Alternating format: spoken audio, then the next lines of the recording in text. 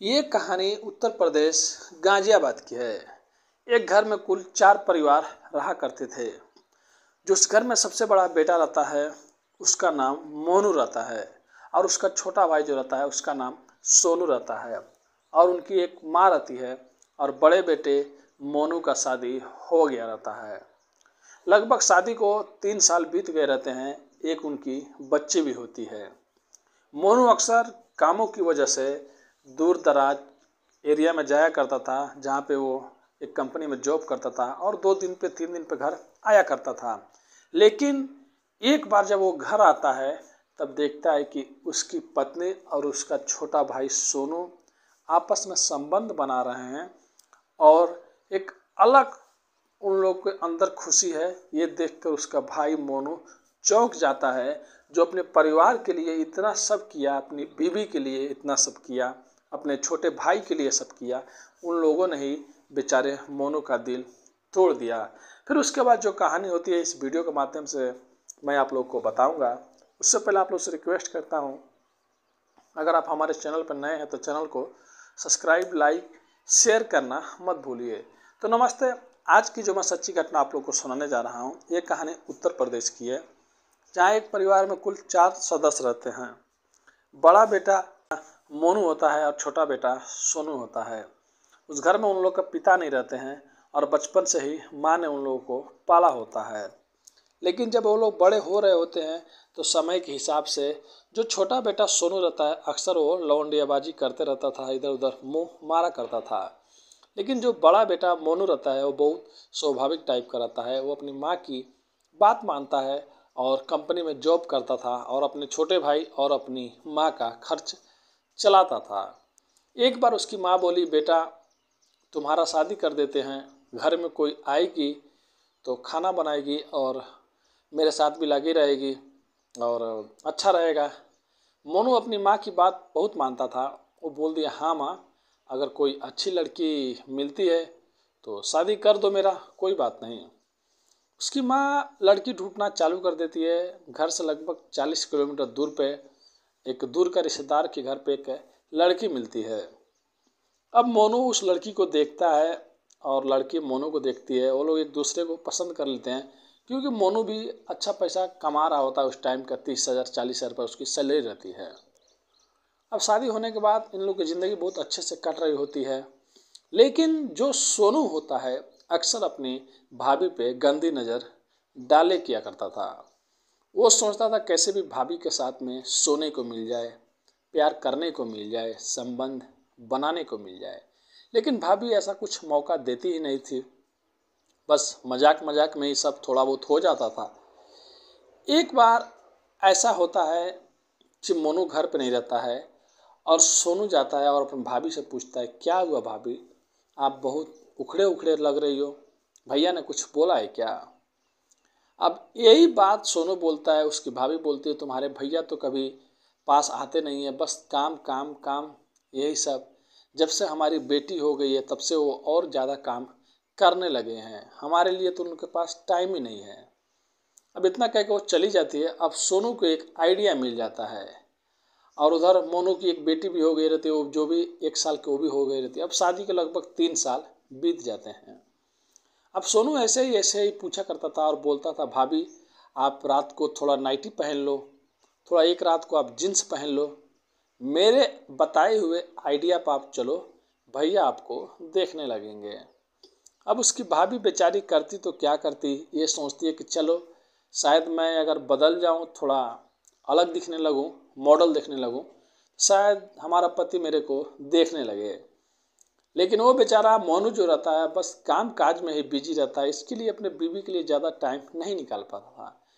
एक दिन सोनू बोलता है, अगर मैं भैया की जगह होता ना तो भाभी आपको छोड़ता नहीं, और अपने भाभी को अकवारी में पकड़ लेता है, बाहों में ले लेता है और बोलता है लेने के बाद, अगर मैं आपसे शादी किया रहता तो आपको ऐसे चूमता, आपको इतना प्यार करता, आपको ये काम करता, आपको वो काम करता।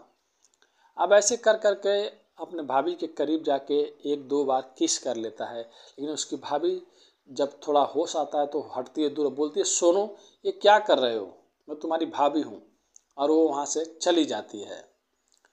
अब रूम के अंदर जाने के बाद मोनू से बोलती है कि देखिए ना, चलिए प्यार करते हैं, बहुत दिन हो गया है। वो बोलता है ठीक है करेंगे, लेकिन आज एक ज़रूरी काम है, वो काम कर लेता हूँ। तुम ही लोगों के लिए तो मैं ये काम कर रहा हूँ। उसके बाद वो बेचारा काम करने लगता है और सो जाता है। लेकिन जब रात को 1 बजता है तो उसकी भाभी के मन में अब सोनू की कही हुई बातें और वो जब छू रहा होता है वो सब याद आने लगता है। अब उसकी भाभी 1 बजे रात को उठती है और सोनू के पास जाती है। तो सोनू भी इस फिराक में रहता है कि मैंने ऐसे ऐसे बोला, ऐसे ऐसे छुआ है, तो मेरी भाभी आएगी ज़रूर। ये सोनू के पास जाकर बोलती है, रोने लगती है, तुम्हारे भैया को कुछ भी करो उनको समझ में नहीं आएगा। अब सोनू गले लगा लेता है और गले लगाने के बाद वहीं बेड पे सुला देता है और रात को अपने भाभी के साथ में संबंध बना लेता है। अब सुबह उसकी भाभी बहुत खुश होती है, क्योंकि पहली बार उसको मतलब एक नया एहसास, और आप लोग को मालूम होगा जो कुछ दिनों के लिए मिलता है बहुत अच्छा लगता है। अब सोनू भी बहुत अच्छी तरीके से अपनी भाभी को खुश करता है। अब दूसरा दिन आता है, तीसरा दिन आता है, अब ऐसे चलने लगता है। लेकिन जब उसका पति का काम काज कम हो जाता है तब वो अपने बीवी से प्यार करने लगता है। अब रात को 9 बजे ही आके सो जाता था अपने बीवी को लेकर। अब बीवी करे तो क्या करे और सोनू करे तो क्या करे। अब सोनू अपनी भाभी को बोला, भाभी आप अपने पति को नींद की गोली दिया करो। सोनू जाता है और एक वैद्य जिले से नींद की गोलियां लेके आता है और अपनी भाभी को बोलता है भैया को खिलाया करो। वो दूध में मिला के पिलाया करती थी और लगभग 9-10 बजे पिलाती थी। 11 बजे तक मोनू सो जाता था और फिर अपने देवर के पास चली जाती थी। ऐसे कर करके लगभग के लोग कई महीने तक फ़ायदा उठाया। लेकिन एक दिन सोनू का एग्ज़ाम आ जाता है घर से लगभग 20 या 25 किलोमीटर दूर। अब सोनू बोलता है अपनी माँ से कि माँ तुम चलो, कौन उधर खाना बनाएगा, कौन खिलाएगा। तब उसका भाई जो रहता है वो बहुत विश्वास करता था अपनी पत्नी पर और अपने भाई पे। वो बोलता है कि माँ तो बूढ़ी हो गई है, ये नहीं जाएगी, तुम अपने भाभी को लेके जाओ और 5 दिन उधर इम्तहान दो और 2 दिन फिर घर चले आओ। तुम्हारी भाभी वहाँ पे खाना बना देगी और घर पर क्या है, घर पे हम लोग देख लेंगे।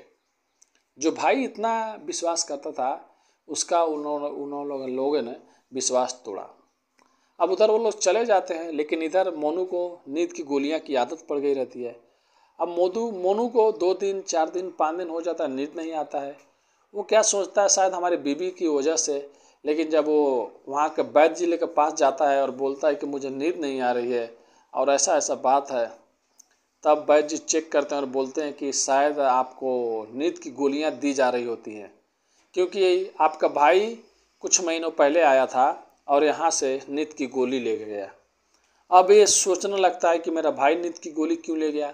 मेरी पत्नी बोल रही थी कि मैं आपके लिए ताकत की दवाई लाई हूँ, अच्छी दवाई लाई हूँ, जिससे आपको नींद आने लगा, आपकी हेल्थ सही रहेगा। अब वो सब चीज़ मिलाने लगता है अपनी बीवी की और अपने भाई की कही हुई बातें, और गुस्से में तुरंत उस टाइम 6 शाम को बज रहे होते हैं, गाड़ी उठाता है और 25 किलोमीटर दूर इनके रूम पर पहुँच जाता है। और रूम पे पहुंचने के बाद जब दरवाज़ा खटखटाने लगता है तो देखता है उसकी पत्नी भी वैसे सोई है उसी बेड पे। ये सोनू उठ के शर्ट नहीं पहना है और उठ के फाटक खोल रहा है। अब देख रहा है उसका भाई गुस्से में बोल रहा है तुम लोग ये काम कर रहे हो। अब सोनू और उसकी पत्नी माफ़ी मांगने लगते हैं, लेकिन अपने पत्नी को घर लेके आता है और बोलता है कि अभी भी मैं तुमको अपनाने के लिए तैयार हूँ। अपने भाई को बोलता है घर से तुम निकल जाओ, और समाज क्या कहेगा, हमारी एक बेटी है। लेकिन उसकी जो पत्नी होती है वो बोलती है कि मेरे को तुम्हारे साथ में नहीं रहना है, तुम जो सुख नहीं दिए वो सोनू मेरे को सुख दिया। अब मैं रहूँगी तो सोनू के साथ में रहूँगी और तुम्हारे साथ में नहीं रहूँगी। अब मोनू की माँ भी समझाने लगती है और सोनू को बोलती है उल्टा पुल्टा और अपनी बहू को तुम लोग घर से निकल जाओ। लेकिन उसी टाइम सोनू की भाभी भी बोलती है मोनू से, अपने पति से, कि चलो घर के अंदर मेरे को कुछ ज़रूरी बात करना है। और घर के अंदर जाती है और कुछ ऐसी बात बताती है जिससे मोनू का भी दिल टूट जाता है। मोनू बाहर निकलता है और बोलता है माँ मैं इसको तलाक दे दूँगा। वो पूछती है क्या हुआ अंदर, क्या इसने बात बताया। वो बोलता है माँ ये पेट से है और ये सोनू की बच्चे की माँ बनने वाली है। अब मैं क्या कर सकता हूँ, इसको मैं तलाक दे दूँगा और मैं ही इस घर से निकल के कहीं पे चला जाऊँगा, जा रहा हूँ मैं इस घर से निकल के। लेकिन उसकी माँ उसको रोक लेती है कि तुम ही ने बचपन से घर चलाया, आज तक तुम ही चला रहे हो, सोनू ने तो कुछ किया ही नहीं, ऊपर से ये गलत गंदा काम कर दिया, निकलेंगे तो ये दोनों निकलेंगे घर से। और उन दोनों को घर से निकाल देते हैं। थोड़ा सा दूर पे उन लोग का एक और घर रहता है, उधर वो लोग चले जाते हैं।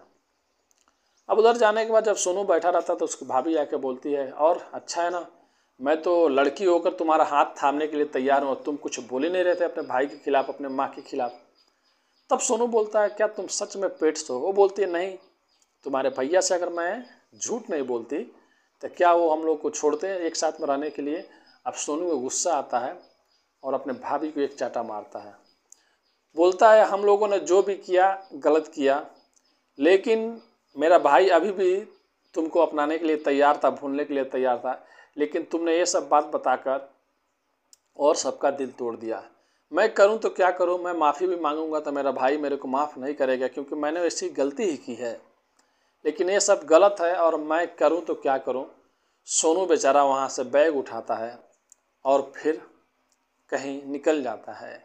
एक दिन बीत जाता है, 2 दिन बीत जाता है, 3 दिन बीत जाता है। जब नहीं आता है सोनू, तब उसकी भाभी रोने लगती है और मोनू के घर पे आके उसके पैरों में गिर जाती है और अपने सास के पैरों में गिर जाती है और माफ़ी मांगने लगती है और सारी बात बताती है कि मैं पेट से नहीं हूँ, मैं झूठ बोल रही थी। लेकिन जो मोनू रहता अपने बीवी से बहुत प्यार करता था, वो उसको उठाता है और गले लगा लेता है और बोलता है, जितनी भी तुमने गलतियाँ की सब माफ़ कर दूंगा। कुछ मेरी भी गलती है कि मैंने तुम्हें टाइम नहीं दिया। तुमने मुझे बार बार मौका दिया कि मुझे टाइम दो, अब से मैं तुम्हें टाइम दूंगा। लेकिन उसके बाद फिर मोनू बोलता है कि मैंने तुझे टाइम नहीं दिया, लेकिन अब मैं तुम्हें टाइम दूंगा, हर मेरी भी गलती है। उसके बाद मोनू और उसकी पत्नी और मोनू की माँ एक साथ में और उसके बच्चे एक साथ में रहने लगते हैं और सोनू को खोजने की कोशिश करते हैं कि जाने दो, गलती हो गया, लेकिन वो कहाँ चला जाता है किसी को कभी पता ही नहीं चलता है। तो देख सकते हैं कभी कभी रिश्तों में थोड़ी सी गलती की वजह से रिश्तों में दूरियां आ जाती है। यहाँ पे मोनू की भी गलती थी, क्योंकि उसकी पत्नी उसको बार बार ये बोल रही थी कि मेरे को वक्त चाहिए। कुछ लड़कियों की भी, महिलाओं की भी इच्छाएं होती हैं जिनको पूरी करना ज़रूरी होता है। अगर आप पूरी नहीं करेंगे तो जाहिर सी बात है वो किसी और से पूरी करेंगे। यहाँ पे भी वही बात हुई। अगर मोनू सही टाइम पे अपनी पत्नी की भावनाओं को समझा होता तो शायद वो सोनू के पास, अपने देवर के पास नहीं जाती। तो कहानी सुनाने का उद्देश्य किसी का भी दिल दुखाना नहीं है, बस लोगों को जागरूक करना है। अगर इस कहानी से आपको कुछ भी थोड़ा सा भी सीख मिलती है, समझ में आती है, तो प्लीज़ आप लोग से हाथ जोड़ कर रिक्वेस्ट करता हूँ, एक कमेंट, एक लाइक, एक शेयर जरूर कर दीजिएगा और चैनल को सब्सक्राइब करना मत भूलिएगा। मिलते हैं नेक्स्ट वीडियो में कुछ अच्छी कहानियों के साथ। अभी के लिए अलविदा लेते हैं आप लोग से। धन्यवाद।